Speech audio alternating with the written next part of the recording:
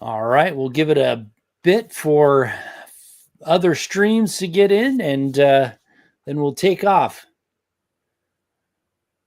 So, as you can see, we are Mile High Insiders, but Luke Patterson is not here today. He's being replaced by a younger version, Dylan Von Arks. Welcome. Thank you for stepping in and joining on the pod with me today.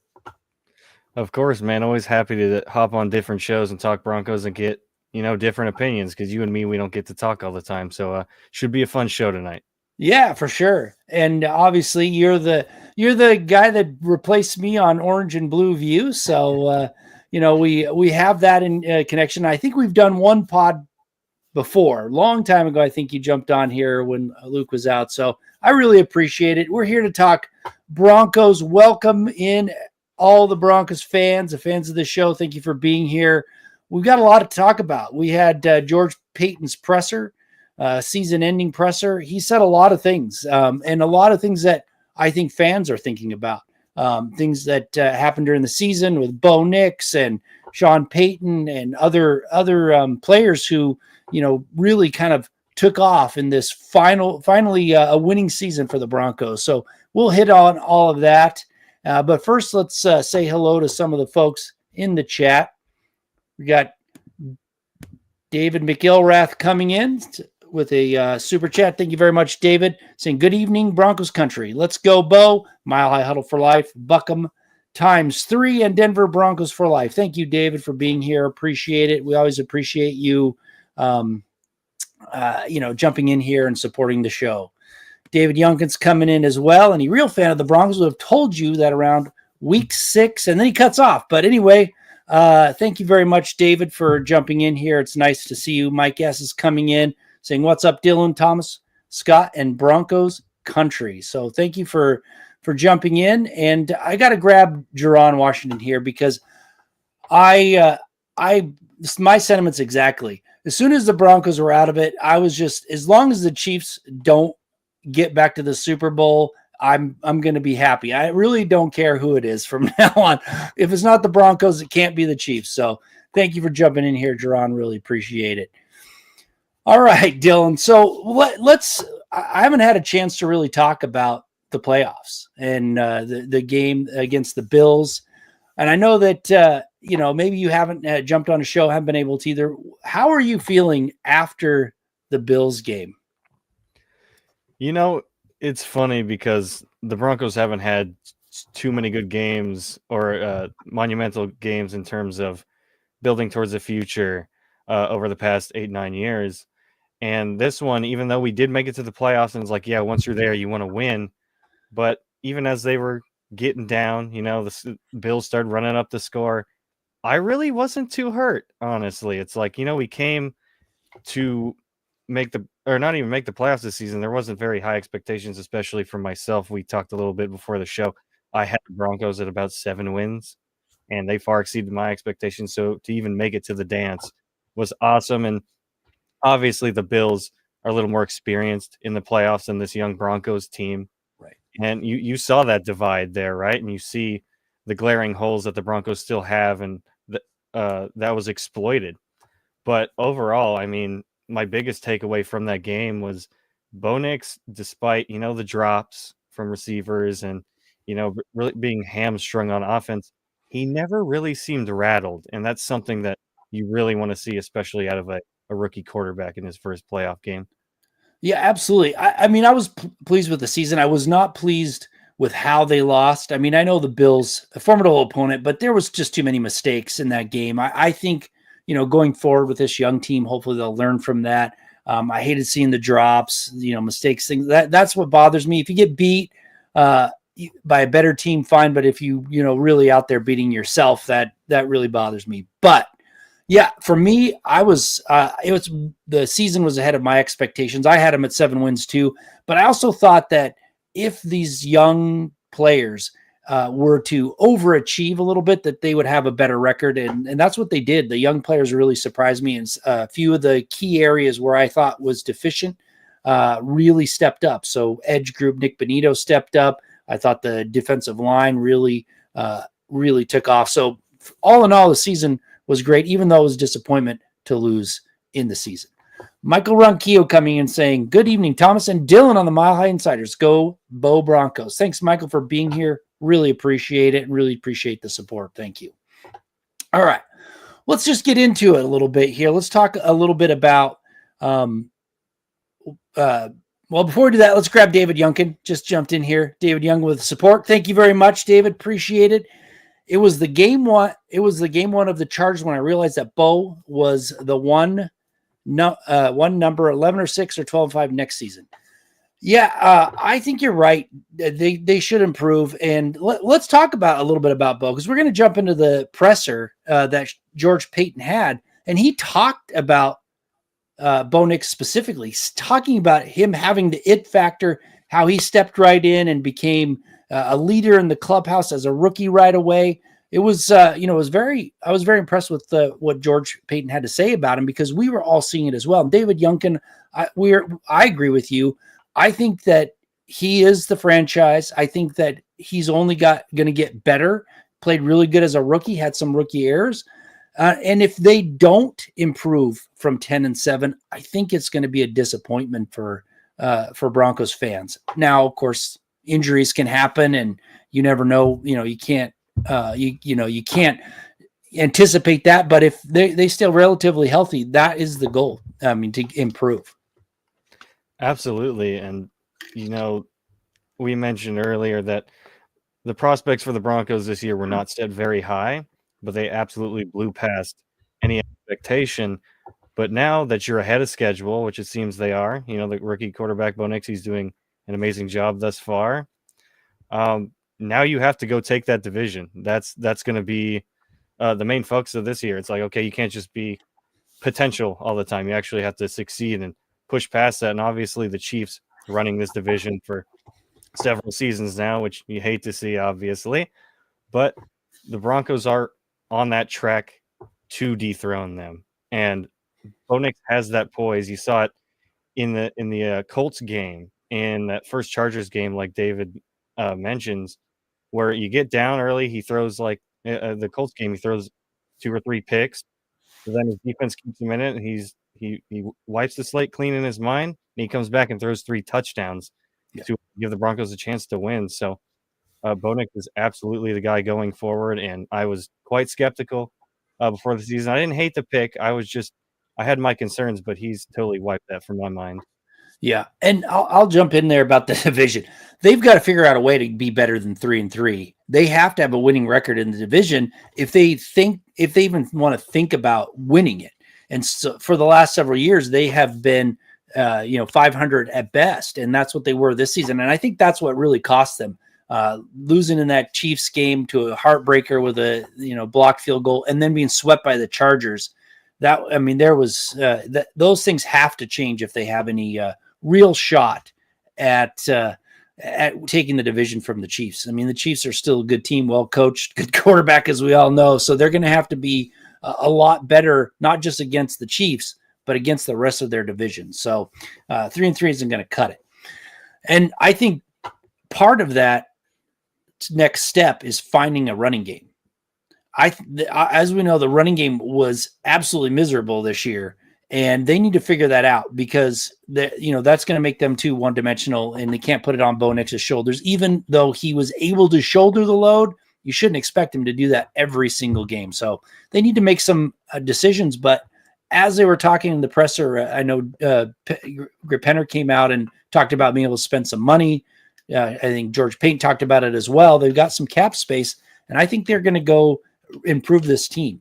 I think they're setting their sights on really improving this team with some really good acquisitions, and then hopefully they'll have another good draft.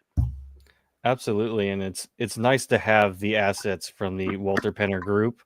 Obviously, a lot more money, the richest team in the NFL, and paired with, you're going to come off of the bigger portion of Russell Wilson's dead cap hit, 53 this year, I believe it was, and now we're moving to 34, which still obviously sucks, but you're going to have some more wiggle room, and you can upgrade that running game. There's a couple running backs in free agency, a great running back draft class coming up as well, and there's no one on this Broncos squad right now in terms of the running back group that I really love necessarily, and seems that way with Sean Payton as well. I mean, Audric Estime was inactive for this playoff game, even though being on the roster most of the time. I know there was a matchup they thought they could exploit, but really that didn't work out. So you have to have the horses in the stable, no pun intended, to have a great run game and make this team flow, because in a lot of the losses, you see Bo Nix throwing 40 times a game. Like, the guy's a rookie quarterback. He's not Drew Brees yet. You have to have that running game, and I'm sure the Broncos brass will be hitting that hard here in the offseason. Yeah, and I prefer to go to the draft as opposed to free agency for running back. Get a nice young one that can, kind of grow for the first few years with Bo Nix. That would be my preference. And then also, when you look at this team, there's a lot of free agents that are not a lot, but several free agents that are leaving that I don't really care if they leave or not. I mean, I know it'd be nice to have some of them back, but for the most part, they're not going to be depleted of talent. They're going to be able to replace most of those players that leave free agency with at least somebody equivalent or an upgrade in my mind. So I think they're set for a nice off season, and I think that'll set them up for a run at, like you said, run at the division and actually be contenders next year, real contenders, not just playoff contenders, but hopefully contenders for the championship. Absolutely. Yeah, and so as we were listening to the presser, the end of the season presser with George Paton, he had a lot of things to say. He talked a little bit about Nick Bonitto, trying to get a deal done, hopefully with him in the near future. I've been seeing, it's funny, I was on social media and I was looking at X, and somebody was talking about how they think that it would be a bad idea to sign Nick Bonitto to a long-term contract.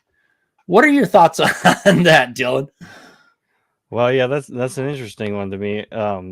Of the two edge rushers we have, obviously we've extended Jonathan Cooper already, but in the hypothetical of which one I would rather sign, it would be Nick Bonitto. He's and obviously Cooper, he's been consistent. He was a good rotational guy and then worked his way to being a starter, but he's not truly special at anything like Nick Bonitto is. That speed off the edge is absolutely insane, and you kind of saw Cooper disappear against some of the higher level tackles in the league, Yep. But you absolutely have to get Nick Bonitto signed. I mean, the dude had 2 defensive touchdowns, absolutely insane back-to-back games, and his speed and versatility is something this Broncos defense absolutely needs. And he was the biggest contributor to the historical sack season that the Broncos had, 63 sacks.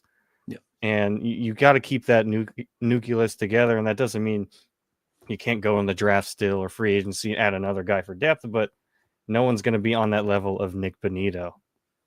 Yeah, and frankly, I mean, you can talk about his run support, whether he's really good at it or not, and he's improved. But this is why I would assign him. Number one, he's an elite pass rusher. He really is. I mean, he's an elite level pass rusher. Sometimes the tackles get the better of him, but even more so, he has improved drastically every season as he's been in this league. He's done everything that was asked of him, and he's made the improvements where it's needed. So what's to say he's not going to get even better the next couple of years? So that's why you sign him. You don't worry about as much about stopping the run when it's a passing league and you need to get after the quarterback, as opposed to, you could have an okay edge rusher that is good against the run, but it's not going to help you in the passing league in my mind.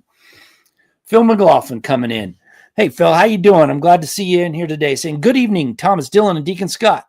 Will we address center in draft or free agency? That's a good question. In my mind, I think if you want to upgrade right away, you have to go free agency.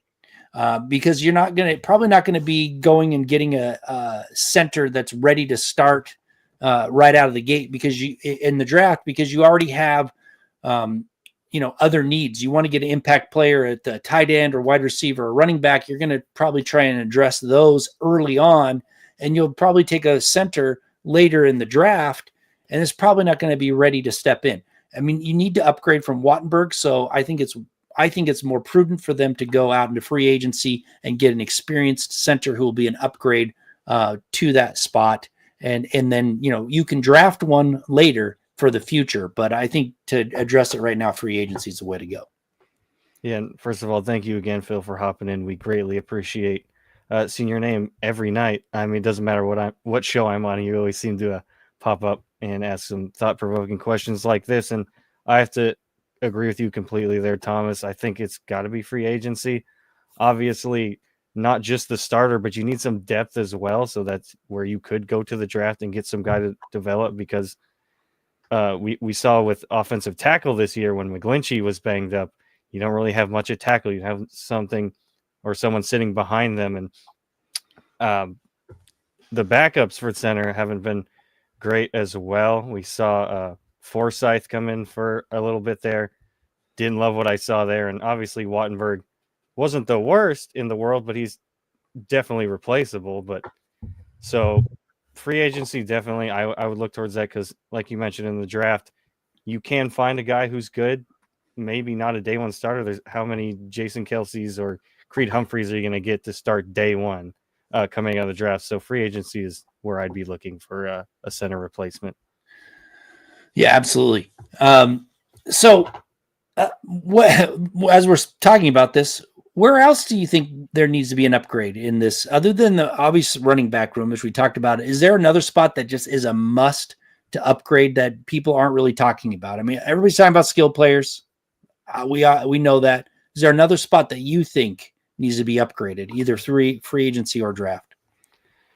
Oh man, it's got to be off-ball linebacker. I mean, you got guys like Cody Barton and Justin Sternad, who are special teamers at best, especially Sternad. Like, Cody Barton made a couple splash plays towards the start of the season, a touchdown, fumble recoveries, what have you. But in terms of being out of position or arm tackling, people blowing by him, and that was on full display against the Bills with James Cook and even all three of the running backs running the ball, really.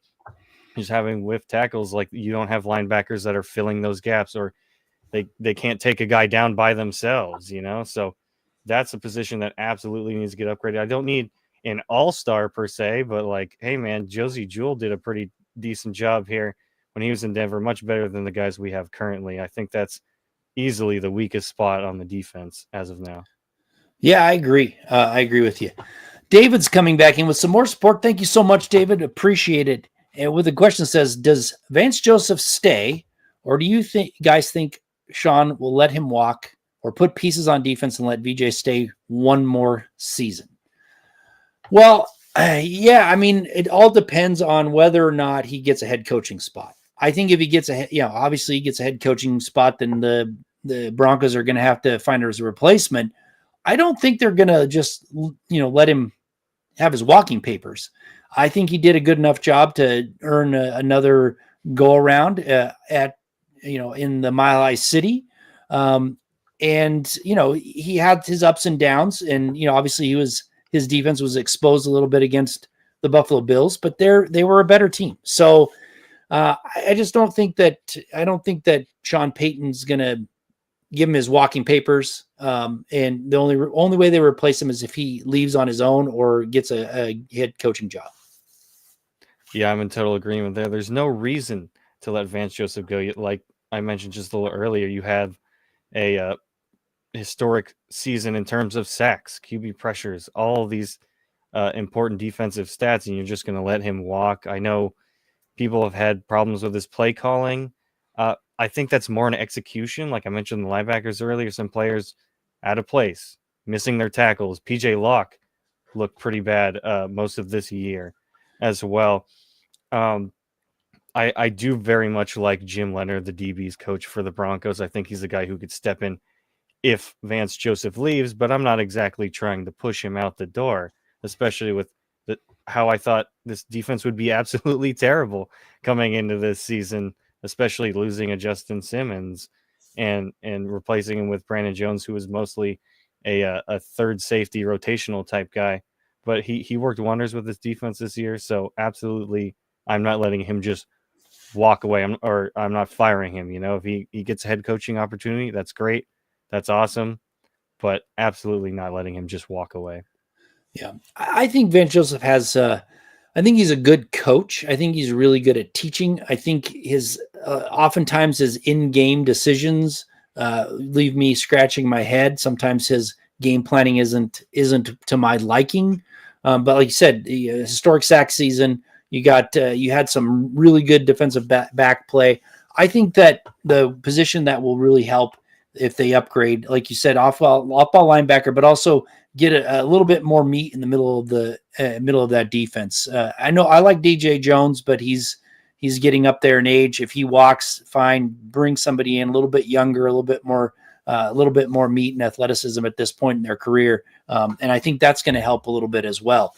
But yeah, Vance Joseph. I mean, he earned another shot. I mean, at one point his defense was the tops in the league, and it kind of fell down a little bit a few times. But you also have to remember that they were overachieving a lot on this defense. There were a lot there. They did more with less from my vantage point.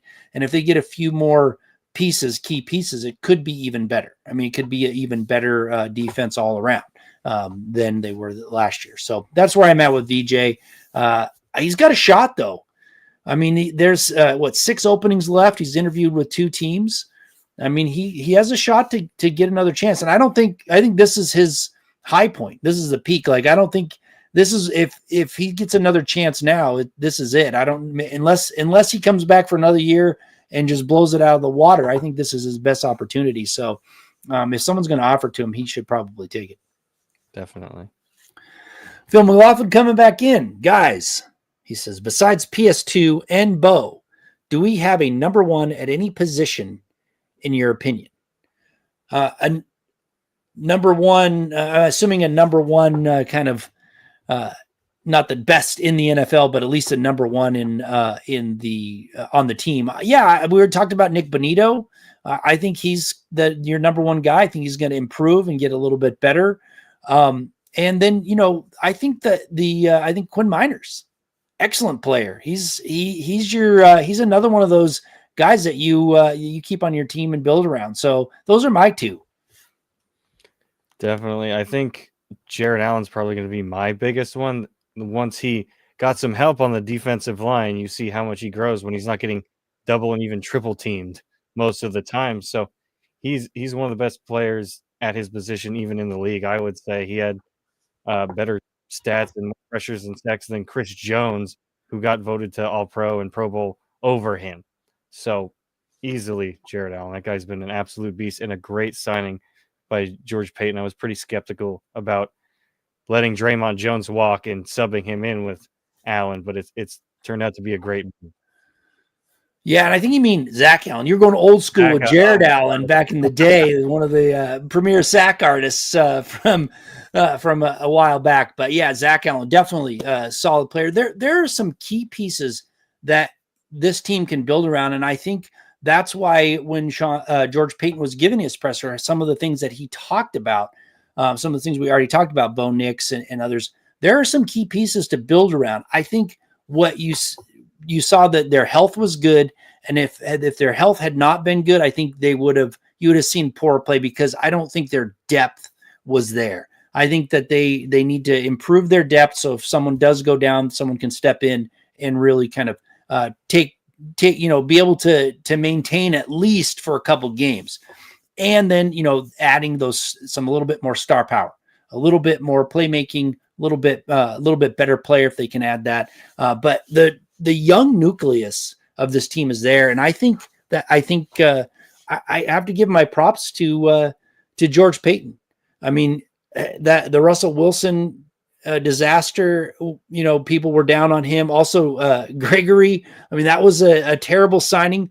But there are a lot of key players that he's drafted and some others that he brought in that have really stepped up, and it's kind of erased some of that negative attitude towards George Paton that was lingering with the Russell Wilson and Gregory, those 2 acquisitions. So, and now, going into next year, that kind of is almost washed away. I know there's one more season of dead cap hit, really a big dead cap hit from Russell Wilson, but they still have money to work with. It's not debilitating. So got to give him his props for bringing in some all pros that we haven't seen in the Mile High City for a very long time. I mean, Von Miller was kind of the only drafted player that was really recognized in awards, All Pro and stuff like that for quite a while. Yeah, absolutely. I mean, what George Payton did in terms of Russell Wilson trade, and like you mentioned, Randy Gregory, and the hiring of Nathaniel Hackett, those are pretty fireable offenses. And I think a lot of Broncos country would agree. Lucky for him and us now, coming out the other side of it, he got a second chance. Sean Payton saw something with him. They have a great working relationship, as we've seen the past few years, and he's completely turned it around. I mean, getting Patrick Surtain, Javonte Williams was a good pick before the injury. Obviously, Jonathan Cooper, Nick Bonito. I could name several guys that he's drafted at this point, and even somewhere I was like, are we sure that's what we want to do? Especially Nick Bonito, when we took him when he was coming out, I was like, I don't really know if I love that, but George saw something in him, and it clearly worked out. Yeah, definitely. Yeah, and Bo Nix is going to end up being the biggest one, really. I mean, that's a Sean Payton pick, but George Payton's a part of that as well.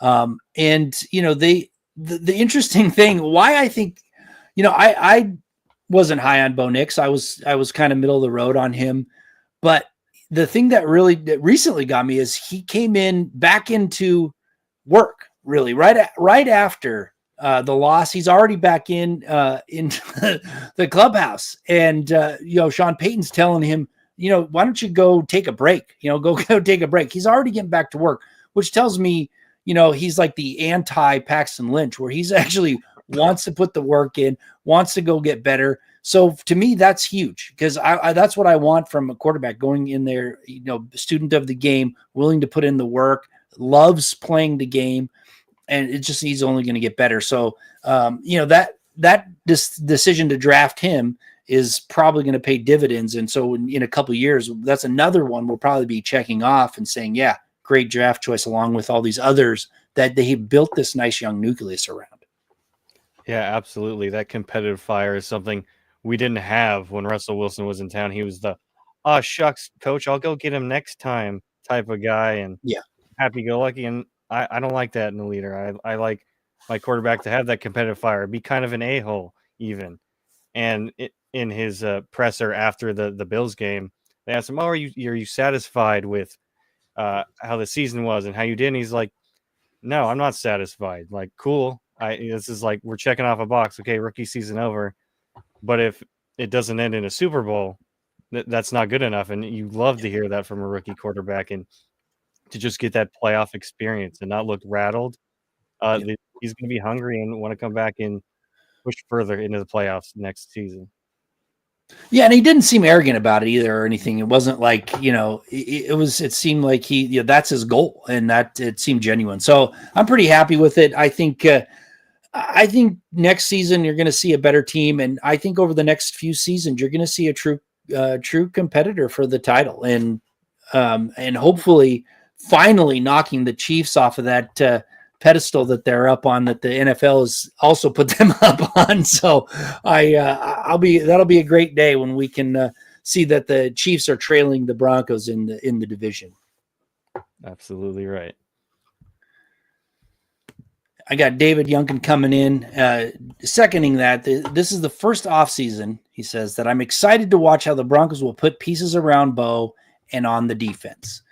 Yeah, I think so too, David. It's kind of funny, because when the season ended, when seasons are over, I usually am just like, okay, it's over. I'm going to do, try and do a bunch of stuff over the summer, not really worry about it. But it's kind of the first one where I'm like super excited to get back to the season, like to see this team back on the field. It's been a very, very long time since I felt like that, because these last 8 years, it's been like, oh my gosh, what a terrible season. I just need a break, but it's very exciting, which is great. And I really hope that they can put those pieces that are necessary around Bo. You got to see a wide receiver that can make a difference. You got to see some better production out of the running game, and God forbid, find a tight end who can actually create something, who can actually be a weapon. That would be, if they could fill those three things out, man, this offense can really take off. Yeah, you're exactly right. And obviously, I've been a big fan of Cortland Sutton. He's a really good wide receiver for this team. He has been, but you need that true number one. I don't feel Sutton is that true number one. And I mean, imagine a guy taking away pressure from a Mims, a Sutton, and just completely breaking open a game, right? We don't have that Jamar Chase. We don't have that Justin Jefferson. Obviously, that's a big ask, but just having another weapon in terms of, you mentioned tight end as well. I don't think we have a number one or even a number two guy on this roster. The running back room, same thing. They've been shuffled around. Javonte Williams, he's cooked. Audric Estime's in the doghouse for whatever reason. Julio's got some juice, but I'm not going to scoff if any of these guys aren't on the team next year. You need probably two running backs you bring in, whether free agency and the draft. But yeah, just putting pieces around Bo is going to be the biggest thing. Obviously, the defense played very well this year, and you do need some pieces there, some safety help and linebacker help. But offensively is where I'm really going to be focused on this offseason. Yeah, absolutely. Well, let's just take a moment to say a few words for Underdog Fantasy. Underdog is the place to play if you're a sports fan looking to win money while watching sports. Join over 5 million fans who are already playing on Underdog. With their pick'em game, you could win money by making entries with your favorite players, compete against other players just by selecting higher or lower on 2 or more players' stats, and you could win up to 1,000 times your money. Turn every touchdown into a win with Underdog. With their champs game, you could win up to 1,000 times your money just by choosing higher or lower on player stats like passing yards, interceptions, touchdowns, and much more. Every dog deserves a second chance, and with Underdog Rescues, you can get your money back and receive a promo if early injury causes your entry to lose. Download the Underdog app today and use code MHuddle to get your $1,000 in bonus cash instantly. Again, download the Underdog app today and use our code MHuddle to get up to $1,000 in bonus cash instantly. Every player, every touchdown, just select higher or lower on Underdog. Must be 18 plus, 19 plus Alabama, Nebraska, 19 plus in Colorado for some games, 21 plus Massachusetts and Arizona, and present in a state where Underdog Fantasy operates. Terms apply. Void in Colorado. Concerned with your play? Call 1-800-GAMBLER or visit ncpgambling.org. Arizona, 1-800-NEXT-STEP or text NEXT-STEP to 53342. New York, call the 24/7 Hope line at 1-877-8-HOPE-NY or text HOPE-NY. Boom. Underdog. So, speaking of underdogs, we got Gary Palmer coming in. Not really an underdog, actually. He's the top dog, more is what I'd say. Saying, guys, I love the collaborative approach that Sean is taking. So impressed with the turnaround.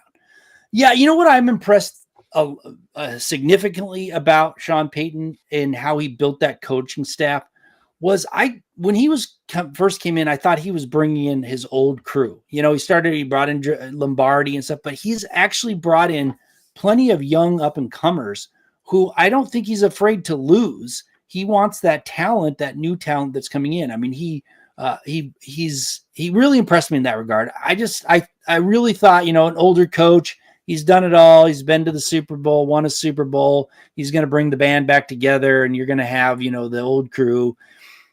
I was impressed in the Jim Leonard pickup. I think that was a good one. I think he's in his mind. He is the next step. When VJ leaves, I think Jim Leonard is the one that's going to step in and take over for defensive coordinator. And he's got other young guys that came in. I mean, Chris Banjo, that was a surprise to me, and he's already getting interviews for special teams coordinator. I mean, it's been a really surprising and refreshing approach that Sean Payton took. Now he does have some of his old timers. You got Joe Vitt, you got Lombardi, you've got a few of the folks that he's familiar with, but he, those were the right moves too, I think, because they, gave him some familiarity, some trust and things like that. So it was, I think, all around a great approach to building that coaching staff.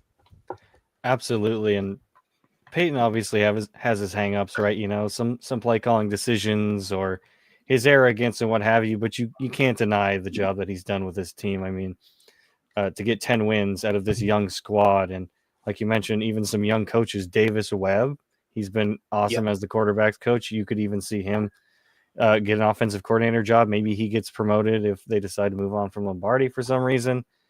And Chris Banjo getting a special teams interview, as I believe he's the assistant special teams coach for us at the moment. And it's just awesome to see the staff that's been built up and this culture that's been cultivated, a winning culture, something we haven't seen since Peyton Manning and Gary Kubiak left the Broncos. So, this collaborative approach is amazing, especially even if you talk with his relationship with George Payton. That's just been really fluid, and they talk through whether free agency, the draft, and they come together and make magic. And that's happened the past couple of years. Yeah, and one thing before we get to Michael Ronquillo's comment here is the other piece that that I liked was well, now I just lost my train of thought. I'm sorry. All right. Anyway, we'll go and get to Michael's comment here. Sorry about that. Michael says, Thomas and Dylan, would you go after running back Najee Harris because he is 26 years old? What do you think, Dylan? I'm going to let you jump in here first on this one.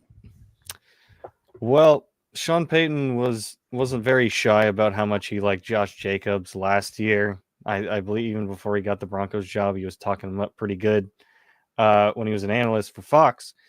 But Najee, he's a good receiving back. He's pretty tough in between the tackles and whatnot. I could see them maybe taking a look over there. It really depends on his market. How much do they want to spend on a running back? Especially, I mentioned earlier, this is going to be a very good running back draft class coming up here. You got Ashton Genty, obviously, Marion Hampton, Caleb Johnson. I could throw out at least 10 other names, but I think it just really depends. Do they want to spend money there? Do they want to get another bolster the tight end room? Juwan Johnson's out there, former tight end for Sean Payton. Maybe they want to go that direction. And I mentioned earlier, they have this flexibility, right? You got rich owners, and you're a little bit away from the cap. So if they do feel spending money at the running back position, especially in Najee Harris, it's something they want to do, assuming he does get out of Pittsburgh, he doesn't get franchise tagged or anything. Maybe it's worth a look, no doubt.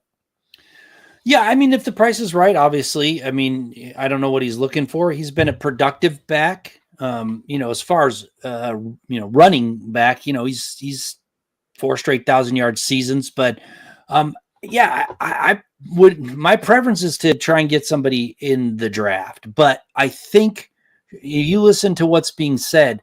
They need more than just one running back. I think Sean Payton's desire is to remake the running back room almost completely, and maybe not getting rid of Estime because they did invest a draft choice in him, but I think they want to remake it. So that to me means they're going to go out and get a running back in the draft if they can, and they're also going to bring in a veteran who can contribute.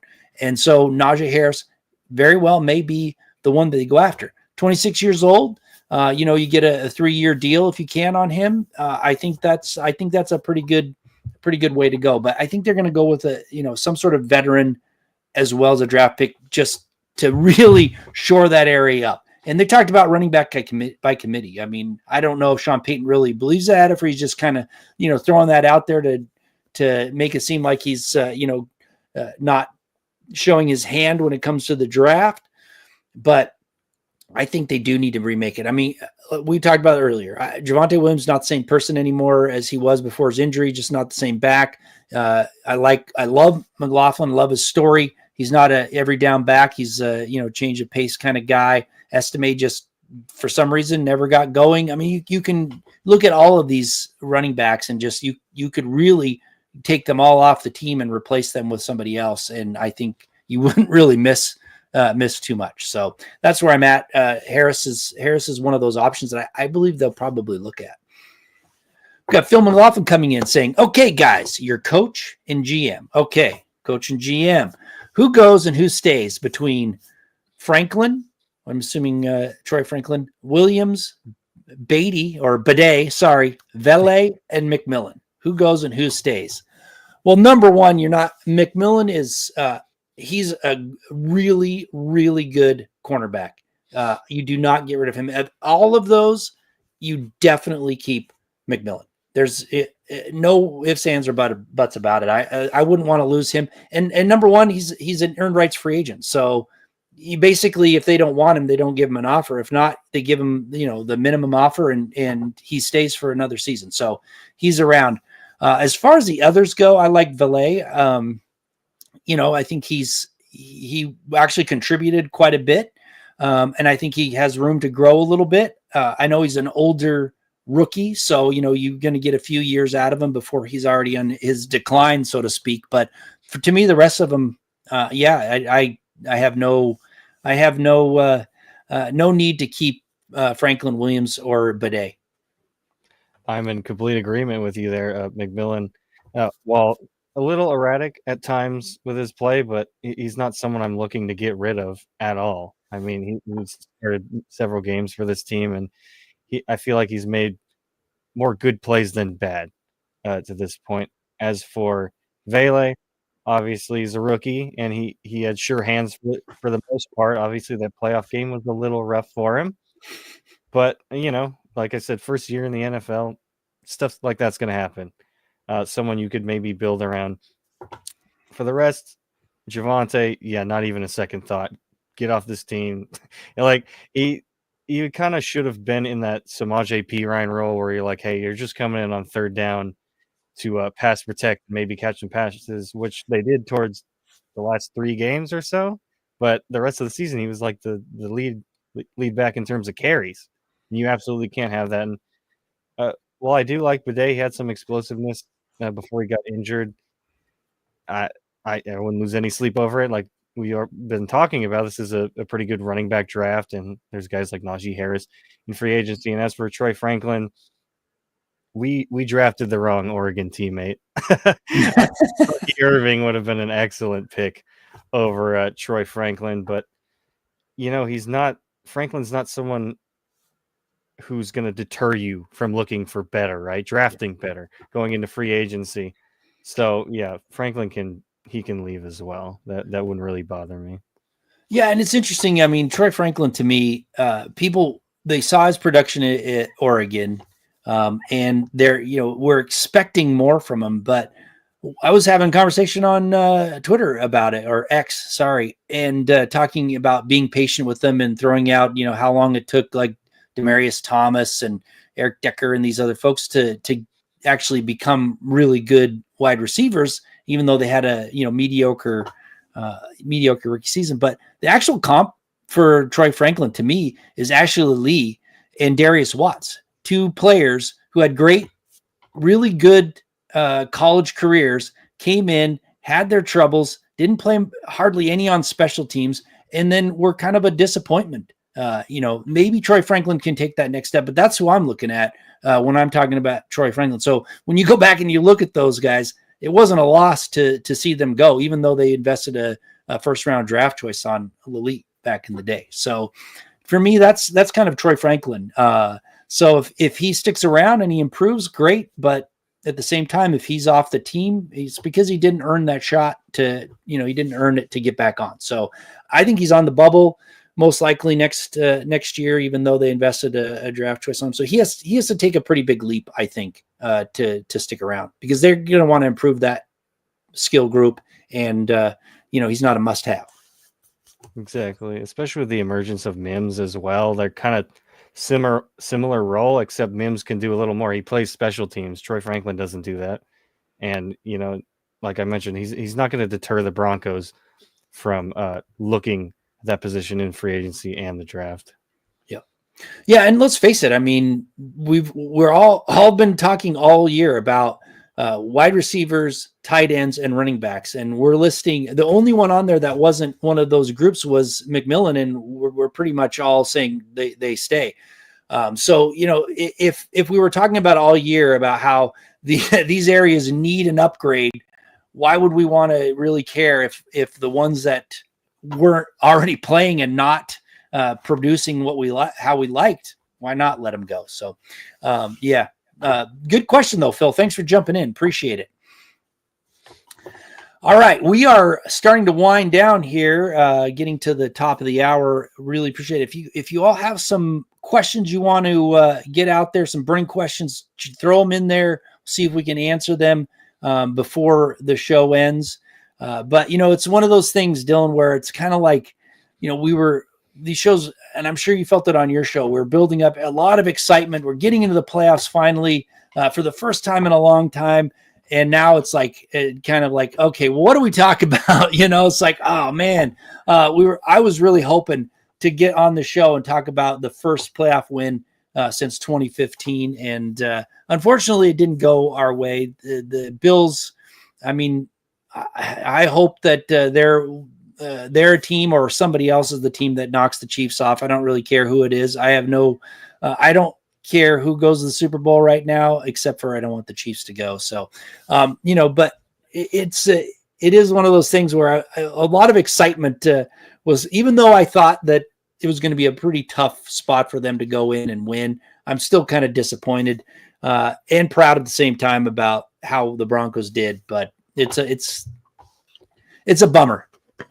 I hear you, Thomas. And that first half, they actually really hung in there. I mean, holding Josh Allen and the juggernaut Bills to 10 points, and you had a chance to tie it up at the end, obviously, or at half.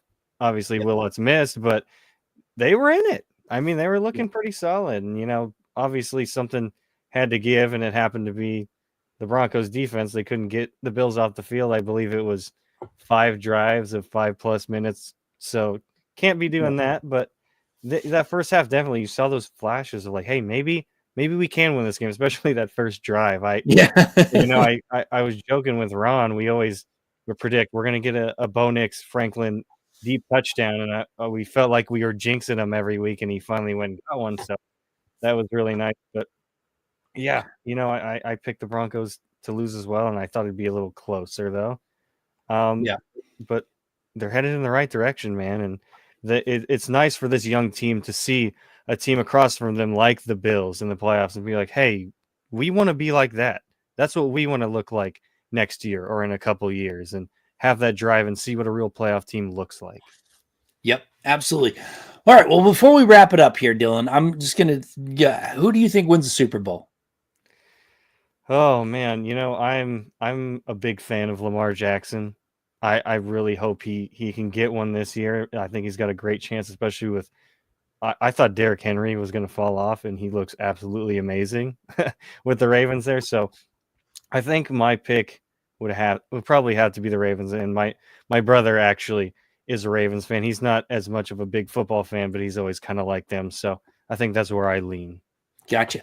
Yeah, I mean, it would be interesting. I don't really want the Ravens to win, and I feel like Lamar Jackson just has not performed in the playoffs when he needed to. So I just have this feeling that until he does it, I'm going to be like skeptical. But I want to go with the Lions, man. I mean, and the reason why I want the Lions to win it all is because I feel bad for that fan base. The Lions fans have stuck around for decades waiting for this team to be good, only to be disappointed since they won like one playoff game since like 57. So let's give Detroit something to be happy about. I hope they win it since the Broncos aren't there. And especially too, this might be their best chance. I mean, Ben Johnson might be leaving. Aaron Glenn might be leaving as well. This is probably their best chance to do it this year. Yeah. If it weren't for all the injuries, I'd really feel a lot more confident. They've suffered so many injuries, but anyway, thank you very much, Dylan, for jumping in for Luke. Appreciate it. I know he appreciates it. Hopefully next week Luke will be back and it'll be the old crew back together. But again, thank you so much. Really, really appreciate it. Thank you all for joining the show. Thanks for the great comments. Really appreciate you being here with us tonight. Yeah, thanks, man. I really appreciate it. I always love filling in for these type of shows. And like I mentioned at the top of the show, just getting different perspectives and talking with you, because I don't get to talk with you a whole lot, especially about the state of the Broncos throughout the season. All right. Well, with that, thank you so much and have a great evening, Broncos fans. Have a good night.